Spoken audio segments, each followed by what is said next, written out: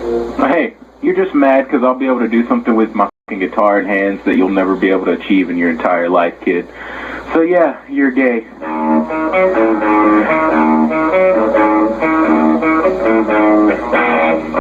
There are only two types of gamers that exist in the world.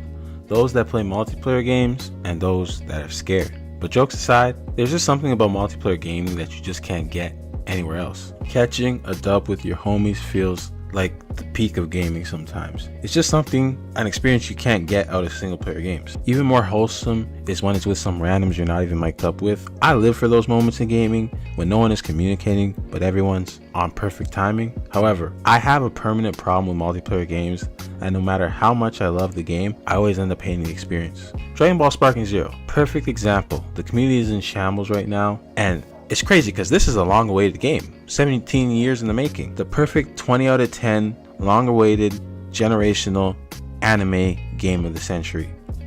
For a lot of anime fans, this is game of the year contender, which translates to a solid 8 out of 10 for most normal folks. But the fact that the community can take even such a cherished gem such as the Tenkaichi series and basically make it borderline unplayable is a testament to this issue I've seen in modern online gaming. So what's the problem, you ask? Well, according to the internet, people are just finding interacting with the community, whether it be online or offline, of Sparking Zero to be generally kind of insufferable. Like whether it's content creators complaining and arguing about competitiveness and balancing in an uncompetitive, non-balanced arena fighter, or it's the trolls in the comment section that are either backseat gaming, insulting you, or challenging you to a 1v1 and immediately ducking the fade, rage quitting faster than it takes Aslan Gold to upload his next video. Not only that, but people seem to be spamming the same 5 characters online, or either that or resorting to the bottom of the barrel cheese to get easy wins, which is just genuinely unfun and annoying to fight against. But I mean, let's be honest. We've all played an online game before, specifically anime games. We all saw this coming. It's just the climate of modern online gaming. This is just how things are. This is why we can't have nice things. I think Sparking Zero proves it doesn't matter how good the game, the developers, whether it's game of the year potential or not, every multiplayer game suffers to some extent and is kind of cooked. Don't get me wrong. Multiplayer games are fun. Some of my funnest games I ever play. That's why I can't stop playing them. But unless you have a dedicated friend group for the specific game you're playing, or you just have a strong tolerance for BS, you're most likely gonna have a bad time playing online with strangers. And these are pretty much the reasons why.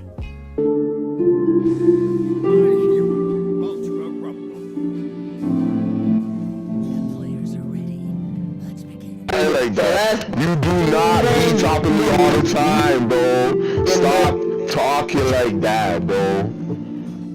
It don't be you. You're not gonna. We can go to a custom match. I will punish you. You will never do You it. will not. You will not. I'm telling Do you want to? Do you want to do that?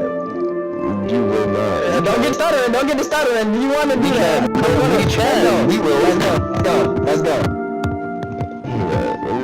Yeah, look, he getting the stutter. Let me kill him quick.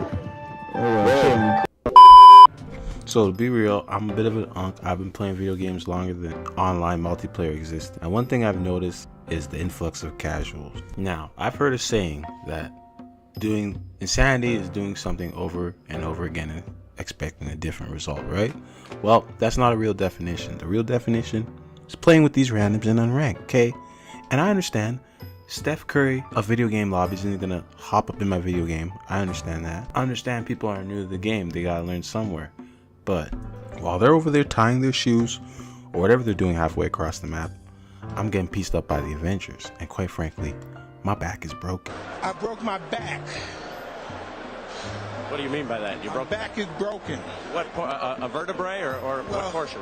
Spinal. My real issue here is that back in the day when gaming was more niche, you could expect the person besides you to have at least a $60 investment in their video game, which means they kind of cared a little more, cared about engaging with the mechanics. They're more of a fan and just more engaged in the product in general. Now you have these modern day casuals who could give a shit less about the state of the game or the game itself. Half the time they're AFK or picking their nose, whatever. There's simply just too many newbies that have no idea what they're doing or how they get here, and they stay fucking up my video game lobbies. Hell, for some people on your team, as a random, it might be their first video game. I don't know why they chose a multiplayer PvP as their first video game, but it happens. Think about it, you have no idea or control over your teammates, and when you really think about it, it gets kind of crazy. Like, for all you know, the person beside you could be AFK. It could be a literal baby. What, bro? Go, run, fly to us. Don't fucking worry about chests. Oh my god, our teammate is actually asked to. Please, bro, please. If you hear me, please answer to my prayers. Hawks, I love you so much. Please go down, bro. And don't check in one of the bushes if he's still there. You see the bush so super close to my car. No. Go check in the bushes. Go check in the bushes. Go check in the bushes. Look, the bush is behind you. Please.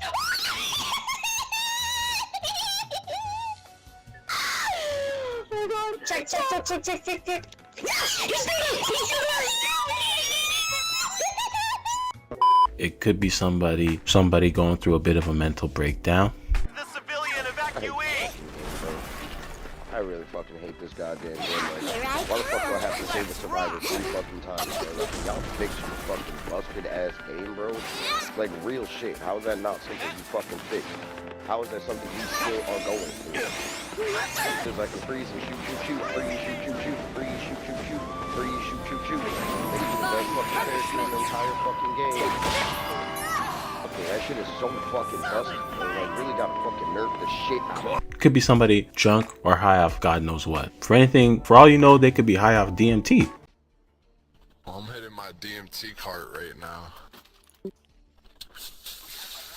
Oh, nigga, I'm hitting it not enough to break through though. A few moments later. Oh my god, nigga.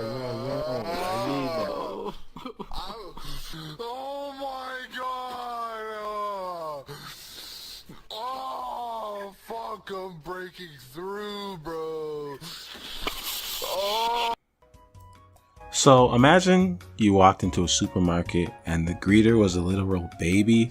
The employees all had mental illnesses, and the manager had never worked a job before in their life. That's solo queue. That's you. You're a cashier at that supermarket. That's pretty much solo queue. So what's the solution? We gotta gatekeep noobs. Nah, jokes aside, being constantly sold by new players can lead to some pretty toxic game practices, like kicking them out of your lobby all the time. And yeah, it's just bad for noobs, bad for pros that have to play for noobs. It's just bad all around. On the other side is the sweats and the tryhards. It's always a beautiful thing to see another human being master a talent, motivational even. But if you had to play Michael Jordan himself in a 1st to 21 basketball game, you'd probably get a little salty. No one wants to play against these types of players, and maybe I'm a little biased because I consider myself a sweat, not a tryhard. There's a bit of a difference. Simply put, if I'm playing a game, I try my hardest to win that game because it's fun to me to push my skills. I don't use the most broken stuff in the game unless it's fun to use that stuff, but I'm simply just trying to master the mechanics and, get good. So I don't think there's anything wrong with playing to win. It's just players like that shouldn't be on a team facing off against Jimmy, who just downloaded the game yesterday. It's even worse when you have a team-based game like a MOBA, where some people join discords and forums and band into what they call gaming clans to proceed to own ranked or unranked lobbies 8 hours a day like it's a career path. Called nigga synthesis. Unlike the bonds of friends and family, which are mutually beneficial, nigga synthesis is based on a mutual appreciation for ignorant or trivial things. Now, when a nigga moment collides with nigga synthesis, you get a complete... Content creators, by nature of the business, hype up a lot of extremely unbalanced things in the game, which leads to an influx of everybody abusing the meta. And again, this isn't fun for everybody. I feel like a simple solution to something like this is to just be able to opt out of certain matches. Like if I'm playing Sparking Zero, the ability to opt out of fighting SS4 Gogeta mains would be goated. Or the ability to only solo queue against other solo queue players But yeah, that's how sweats kind of get in the way of multiplayer gaming. Online gamers, I want you to imagine a world where your wins or losses were not determined simply by how much money you spent. That used to be the norm. I find it funny how anywhere someone thinks about criticizing a game, the inevitable skill issue comments pop up immediately. When in modern gaming, I think skill is at an all-time low. There's just so many options to supplement your lack of skill. Because most games are developed with profit in mind, and player experience is an afterthought. So it's no surprise how busted the newest add-ons are in a game usually are. It doesn't take a rocket science to know hardcore fans are practically forced to buy the latest microtransactions or DLC in order to keep up with everyone. And the whole thing turns into this kind of gotcha-fueled weeaboo arms race of DLC and broken shit. FOMO, gotcha, and the sheer amount of this DLC in these games low-key killing any semblance of skill left in the game. And yet everybody wants to talk about skill issue. If you don't keep up with the latest DLC religiously, simply put, it's just too hard to keep up. If you spent too much time away from these types of games, good luck purchasing the 10 different DLCs in order to stay relevant. This is the part most of us weeb gamers saw coming with Sparking Zero. Anime gamers are just the most pea-brained, emotionally stunted, petty, overall, mentally ill, delusional play race of all gaming. Yeah, I said it. These fans have been ruining games for far too long, and we gotta call it out. Please, anime niggas, grow as people. Rage quitting is just a fact of life in these games. And I'm not sure how bad it is in other online games, but it's the norm around here. It's baffling how serious people take the least serious games. When you play something like Tekken 8, people generally have better sportsmanship, and that game actually requires skill. I feel like the more skill a game requires, the more humble the person is. The sad thing is these anime games don't even have real ranked matches half the times. Like in this one Naruto game I played, you only rank up if you win, and you don't rank down if you lose. You even get some points for just participating. The only way to actually rank down is to disconnect or rage quit too frequently. And they still do it. So basically, in a meaningless ranking system, there are people willing to rage quit and lower rank rather than just accept the L and move on. You can't make it up. Just as common as rage quitting is people exploiting the game in any way, shape, or form for easy W's. If that doesn't work, they'll just hack the whole game, throw the whole chessboard over.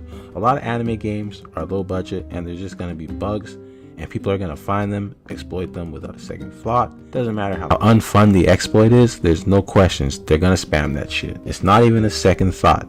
People mod, hack games, and I don't really think this is exclusive to anime games. I've seen this as a growing trend in all multiplayer games, first-person shooters, and I just gotta ask why. I personally enjoy PvP because I find it the ultimate form of testing my skill. You can only get so far before you've mastered a CPU or learned to exploit its bad programming.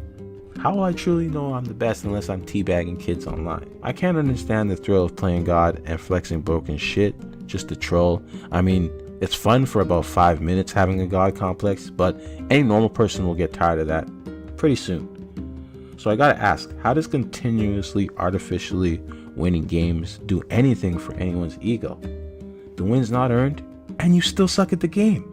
I don't even think the devs can keep up with the amount of people hacking, because it's not like they want hackers in their game.